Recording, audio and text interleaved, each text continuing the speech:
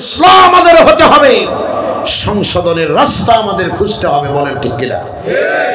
মুনাফিকের আলামত, আয়াতুল মুনাফিকিস সালাসা, ইজা হাদ্দাসা কাযাবা।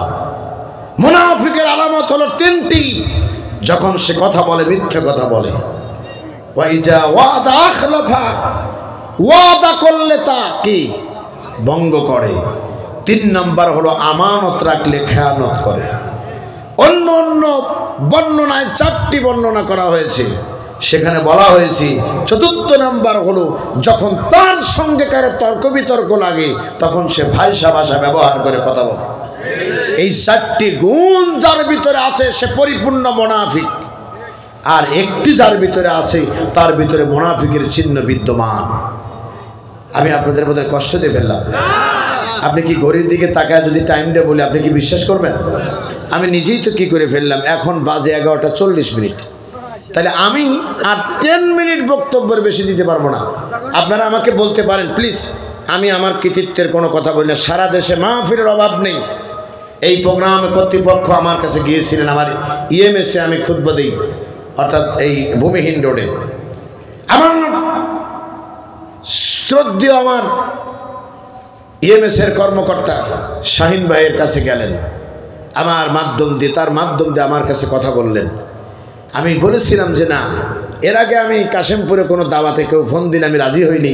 আমি জানি পোস্টার করার পরে এই মাহফিল আর বাতিলটা হতে দিবে না, আমি আগে জানতাম। আর এখন আমি বলি যে আজ থেকে 10-12 বছরের আবুল বাশার হেলালিকে মূল্যায়ন করে মাহফিল করা হবে। সুতরাং এই মাহফিলে আমি কথা বলতে রাজি নয়। কথা কি বুঝতে পারছেন? তবে ওই যে আল্লাহ পাক ছাড় দেন কিন্তু ছেড়ে দেন না। ভাগ্যক্রমে যে নয়াপাড়া আজাদ কমপ্লেক্স মসজিদ থেকে আমাকে বিনা দোষ নোটিশ ছাড়াই বিদায় করে দেওয়া হলো, সেই নয়াপাড়ায়ও মাহফিলের দাওয়াত নিতে বাধ্য হতে হয়েছে আমাকে। আগামী 20 ডিসেম্বর নয়াপাড়ার মাঠে আমি কথা বলবো ইনশাআল্লাহ। সেদিন কথা হবে, সেদিন কথা হবে। আমার প্রিয় মুসল্লিরা সেদিন এক নজর আমাকে দেখবে, আর আমিও তাদেরকে দেখব। তার কারণ সেদিন আলোচনা করব বাদেশা, আর আগামীকাল জরুন মাঠে আলোচনা করব সম্ভাব্য টাইম রাত 10টা। আল্লাহু আকবার কর। আপনারা পারলে সেখানে যাবেন, সময় নিয়েই ইনশাআল্লাহ কথা বলার চেষ্টা করব।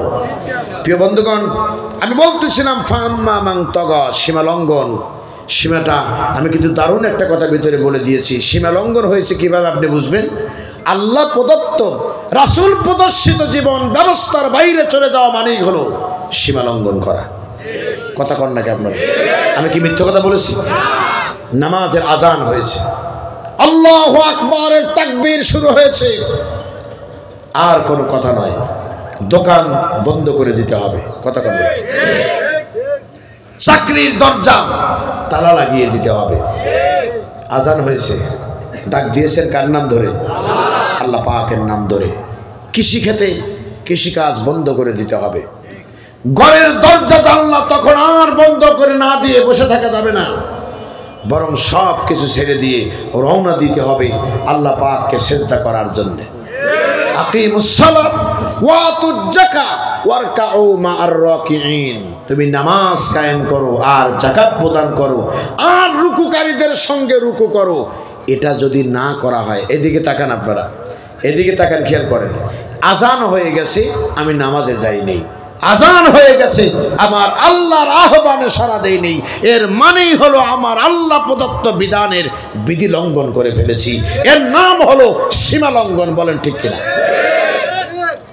আল্লাহ বলছেন নেশার কাছেও যাওয়া যাবে না। কি বলছেন? আল্লাহর সেই নির্দেশনা বাইপাস করে আজকে নেশাকে মানুষের হাতের ডগায় পৌঁছে দিয়েছি। হাত বাড়ালে নেশা পাওয়া যায়। আল্লাহ পাক বলছেন এটি হলো আমার বিধানের সীমা লঙ্ঘন। সুদ খেও না, কে মানা করছে? এটা আওয়াজ দিতে হবে, কে মানা করছে? সুদ আমাদের সমাজে আছে না নাই? প্রিয় বন্ধুগণ, দুটি অপরাধ যখন সমাজে গ্রাস করবে, মনে রাখবেন আল্লাহ পাকের গজব নাজিল হতে থাকবে। আমি গতকাল প্রোগ্রাম করেছি ময়মনসিংহ ফুলপুরে। এলাকার লোকজন, ময়মনসিংহ ফুলপুর অনেক প্রোগ্রাম আমি করেছি। এলাকার লোকজন বলল হুজুর আমরা বড় বিপদগ্রস্ত। আমি বললাম কি হয়েছে আপনাদের? বলো আমার এলাকায় অসময় বন্যা হওয়ার কারণে যেখানে লক্ষ লক্ষ মন ধান হওয়ার কথা, সেই ধানের জমি এখন পুরা খালি আছে, কোনো ফসল জন্মে নেই। আমার বন্ধুগণ, আমি তো বলেছি এটা আল্লাহ পাক না খাওয়া রাখবেন না, বরং সাময়িকের জন্যে ওই যে আল্লাহর বিধান লঙ্ঘন করেছে এই জন্য আল্লাহ পাক বান্দাকে শাস্তি দিয়েছে। বলেন ঠিক কিনা? আমি যে কথা বলতেছিলাম, তাহলে দুটি অপরাধ যখন সমাজে বেড়ে যায়, মোহতারাম আর একটু সময় থাকা যাবে তো, তাহলে দুটি অপরাধের এক নম্বর অপরাধ হলো সুদ যদি সমাজে বেড়ে যায়। এবার আপনারা বলেন তো সুদ আছে না নাই? সুদ আছে না নাই? সুদ শুধু নাই, আমরা মনে করতেছি জান্নাতে চলে গেলাম, দাঁড়িয়ে রাখছি, মাথায় টুপি দিছি, মৌলানা সাহেব, হাজী সাহেব। আর জান্নাতে ঠেকায় কে? জান্নাতে যাওয়া ঠেকায় কে? আমি একটা কথা আমার মুসল্লিরা জানে, তাও বলে দেই। আমি আরাফার ময়দানে দাঁড়িয়ে আছি, এক মুআল্লিম, আমি তো ওই কিছু লোক যে হজে গেছে এদের চিনি, যে সিটের বাটপার কত নাম্বার, উনি বক্তব্য দিতে যায় পাম দিয়া এই লোকগুলোকে বলে ফেলে দিল যে আপনারা সব জান্নাতি। তেন আমি একটু সাইডে ছিলাম, ভিতরে ঢুকে বললাম যে আমি পিছ পড়ছি, আমারও দেন। কথা কি বুঝতে পারছেন? এই লোকগুলো জান্নাতে চলে গেল, আমি তো যেতে পারলাম না। মুআল্লিম সাহেব আমার দিকে অবাক হয়ে তাকিয়ে রইলেন যে এখন কি বলি। তার কারণ আমার ওই কয়েকদিনই প্রমাণ হয়েছিল আমি নাকি বেশি কথা বলি। তা আমি বললাম যে জান্নাতে ঢুকাই দিছেন, আপনার পাশে যে বসে আছে উনি ঘুষখোর। কথা কয় না, রাগ হয়ে গেছে নাকি? ওই পাশে যে বসে আছে সুদখোর, আর একজন যে বসে আছে বোন বাগনির উত্তরাধিকারী দেয় নাই, আর একজন যে আছে নিজের এলাকার গুন্ডা ছেলে পেলে আছে, এদের দ্বারা অন্যের বাড়ি দখল করে বাড়ি করছে।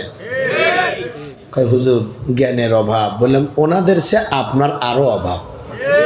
আপনি চোরকে বসায় রেখে জান্নাতে ঢুকাই দিচ্ছেন, তাই নিয়ে বাইর করেন, তারপরে দরবার হবে। বিপদে পড়ে গেল। আমাদের তাবুর ভিতরে প্রায় 400 হাজি ছিল। আল্লাহু আকবার কর। হাজি সাহেবরা বললো হেলালি সাহেব যেখানে, আমরা আছি সেখানে। আল্লাহু আকবার কর। আমি বললাম না, এটা আরাফার ময়দান, এটা বিক্ষোভের জায়গা নয়। আপনারা আল্লাহর কাছে কাঁদতে থাকেন, আল্লাহর কাছে ইস্তিগফার করতে থাকেন। যে জান্নাতে মানুষকে কথায় কথায় ঢুকায়, এই জান্নাত এত সহজ জায়গা নয়। কথা বলেন না কেন? যে জান্নাতে ঢুকতে গিয়ে হযরত ওমরকে শহীদ হতে হয়েছে, যে জান্নাতে ঢোকার আমল করতে গিয়ে ওসমান রাদিয়াল্লাহু তাআলা আনহুকে রক্ত ঝরাতে হয়েছে, যে জান্নাতের কথা আমল করতে যায়া নবীজির চাচা বীর আমির হামজার বুকটা ফিরে কলজাটা বের করে হিন্দেরা চিবিয়েছিল, সেই জান্নাতে আপনি 2 রাকাত নামাজ পড়ে আর 2-4 টাকা দান করেই পার পেয়ে যাচ্ছেন। হুজুরও মরবে, আপনিও মরবেন। কথা কর না কে? হুজুরও মরবে, আপনিও মরবেন।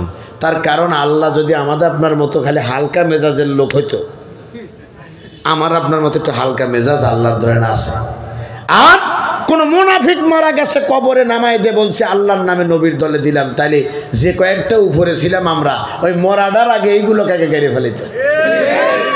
তুই নিজেও জানিস এটা বাটপার। তুই বলে দে আমি জানি আল্লাহর নামে দিতে পারলাম না, এই লোকটা বাটপার, এই কথা বলে দে। তবে জেনে রাখো মুসলমানেরা, আগামী দিনে ইনশাআল্লাহ, ইনশাআল্লাহ বলেন, ইনশাআল্লাহ বলেন, আপনারা মুনাফিকের জানাজা করে কোনো লাভ আছে? আগামীর এই দিনে বাংলাদেশে ইনশাআল্লাহ আলেম ওলামা আর জানাজা খারাপ মানুষের করবে না, এই প্রত্যয় নিয়ে আলেমরা এগিয়ে যাবে ইনশাআল্লাহ। আলেমরা বলবে এই মুনাফিকের জানাজা আমরা করতে পারবো না ইনশাআল্লাহ। আল্লাহর কাছে দোয়া করেন। আমি বলতে পারতেছি না, কারণ আমি একটা দল করি, এই দলের বিশাল বড় একটা বাইন্ডিং আছে, এর একটা ব্যারিকেড আছে, এইটি ক্রস করতে পারতেছি না আমি। আল্লাহ যদি ইসলাম ক্ষমতায় দেয়, এদেশের সবচেয়ে সম্মানিত ব্যক্তি হবে আলেমরা। এই সমস্ত মুনাফিক টুনাফিকের জানাজা করে চাকরি বাঁচাবে এই হুজুর আর দেশে থাকবে না, ঠিক কিনা বলেন? আমরা ইনশাআল্লাহ সে ব্যবস্থা করব, আপনারা দোয়া করবেন। আজ কথায় কথায় বলা হচ্ছে যে যদি ইসলাম দেশে কায়েম হয়, তথা অতিরঞ্জিত করে বলে যে জামাত যদি ক্ষমতায় যায় তাহলে মহিলাদের আর বের হতে দিবে না। কথা কন না কে? তো মহিলাদের ঘরের ভিতরে আটকে রেখে জামাত কি করবে? কি করবে? এই যে একটা বিভ্রান্ত ছড়ানো হয়েছে। আর আমি মনে করি জামাত যদি এবং ইসলাম যদি ক্ষমতায় আসে, তাহলে নিঃসন্দেহে মহিলারা চাকরি করার জন্য শূন্য পদ পূর্ণ কিয়ামত পর্যন্ত হবে না, এত চাকরির রাস্তা খুলে যাবে। আল্লাহু আকবার করুন। তার দুই একটা উদাহরণ দিই। যতগুলো হাসপাতাল আছে সমস্ত হাসপাতাল মহিলাদের চিকিৎসার জন্য মহিলা ডাক্তার বাধ্যতামূলক হয়ে যাবে, অন্য কেউ আর ঢুকতে পারবে না। আপনার সুন্দরীর স্ত্রীর দিকে একজন বাঁকা নজরে তাকাইলে আপনি বলেন যে তোর চোখ তুলে দেবো, তুই আমার স্ত্রীকে দেখছিস কে? আর আপনি নিয়ে যায়া ডাক্তারের চেয়ারে বসায়া স্ত্রীর গায়ে হাত দিয়ে ধরাইতেছেন, আর আপনি তখন বলতেছেন জরুরতের উপরে কোনো মাসালা নাই। কথা কয় না? কিসের উপরে মাসালা নেই?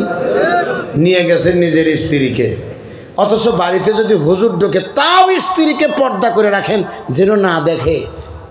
কথা কন না কে? অথচ সেইটারে নিয়ে যা সিজারের নামে অর্ধলঙ্গ করে আমার আপনার স্ত্রীকে সিজার করে বাড়িতে নিয়ে আসতেছে। দেশে যদি ইসলাম কায়েম হয়ে যায়, মহিলাদের ডাক্তার, মহিলাদের সার্জন মহিলারা হবে ইনশাআল্লাহ। বলেন আরে মেয়ে বলেন ইনশাআল্লাহ। মহিলা বিশ্ববিদ্যালয় হবে, বিশ্ববিদ্যালয় মহিলারা হবে, মহিলা মেডিকেল কলেজ আলাদা হবে, এবং সেই মেডিকেলে পড়ে এদেশের নার্স, সেবিকা এবং ডাক্তার মহিলারা মহিলাদের অবদান রাখবে। বলেন ঠিক কিনা? কে বলেছে চাকরি পাবে না? কে বলছে চাকরি পাবে না? আমার দেশের অধিকাংশ মেয়েদের এই এসএসসির পরেই ইন্টারের মধ্যেই বিয়ে হয়ে যায়।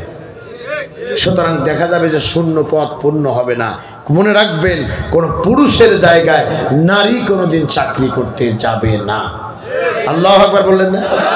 আপনারা কি চান না সেই দেশ আসুক? চিল্লায় বলেন চান।